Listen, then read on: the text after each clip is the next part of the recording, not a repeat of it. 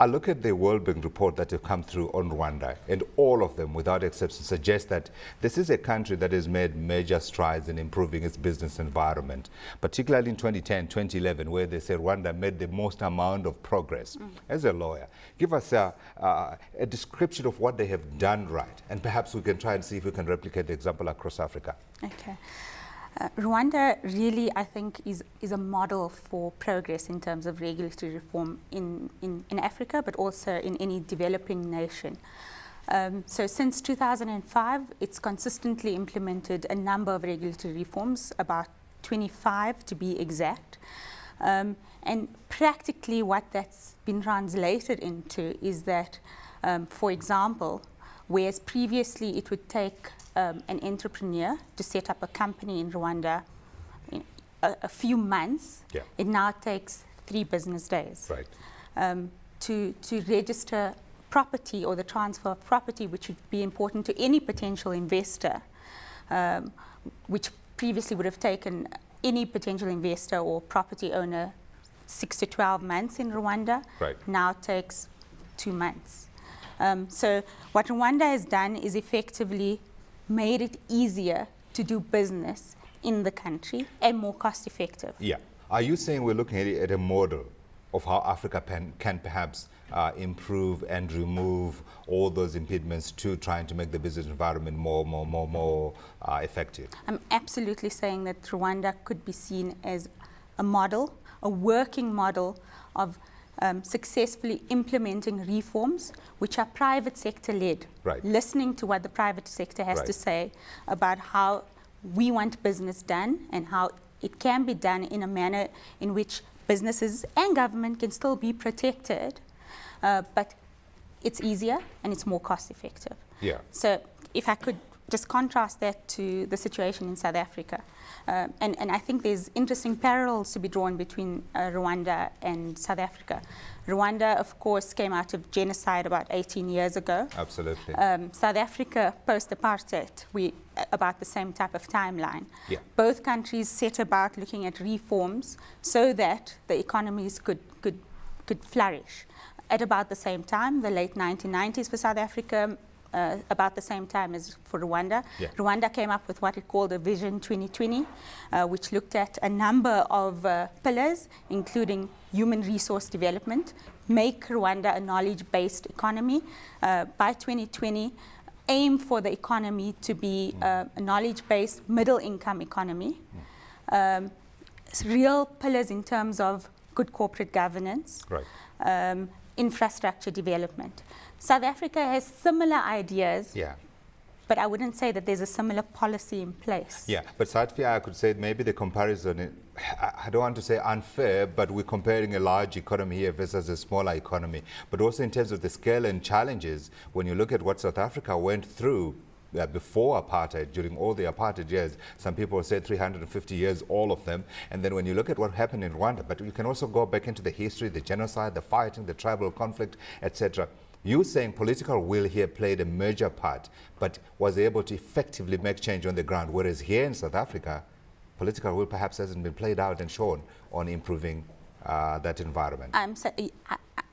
Yes, to an extent, I agree with what you're saying. I don't say that there's no political will in South Africa, but we haven't seen it being implemented from a practical point of view. Right. Real example, we've got a new company law that's come into place. With the right ideas, good corporate governance, etc., new companies office.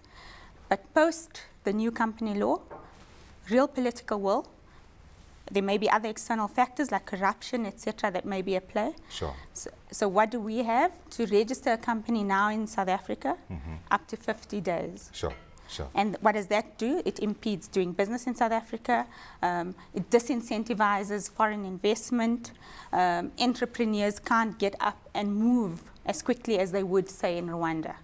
I'll take another example. If we look at the number of leaders each has had, in South Africa, we've had Nelson Mandela, we've had Thabo Mbeki, we've had Jacob Zuma, and I think some people would be technical and say you can also add Kgalema Motlanthe for his brief period when he was acting president. Yes. Whereas in Rwanda, you're looking at 2 changes in leadership.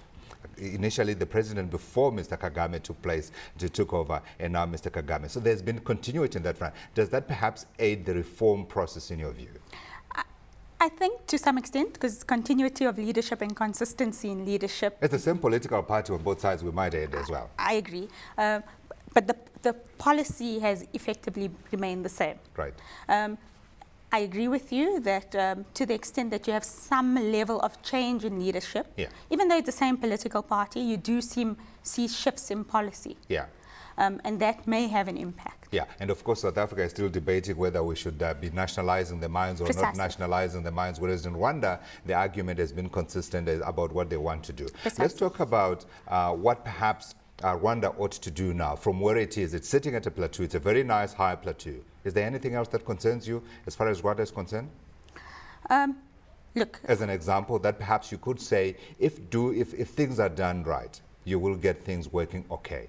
Look, I mean, I would say that the only potential issue for an economy like Rwanda is the fact that right now it's still a very much agricultural-based economy. Sure. So diversification would be important for an economy like Rwanda. Sure. And of course there would be questions about political risk, of course, and that would, I would say, apply to any economy. Yeah. From a business perspective, though, what else would be concerned to you? Some people who study Rwanda look at the country's politics. You have a very polarized environment, which the present government is trying very hard to try and correct. You have the Hutus on the one side, you've got the Tutsis on the one side, and then you have a presidential system that some suggest is not quite the right mix of governance and democracy.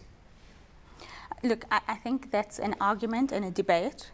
Rwanda itself does not hold itself out to be a government that doesn't have the right mix. Sure. A good corporate governance, in fact, and a good stable government is part of its Vision 2020 document and policy, and that's how it holds itself out.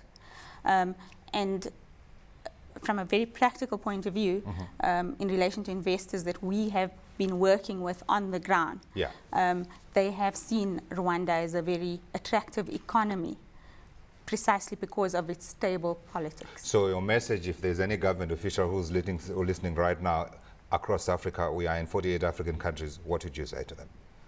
I would say Rwanda is a good model. I'm not saying that they're there. There's work to be done, sure, but it's a good model for listening to the private sector and understanding what the barriers are to entry into the economy and making it easier to do business. Safiyya, thanks for your time. That was Safiyya Patel, partner at Webber and Wentzel.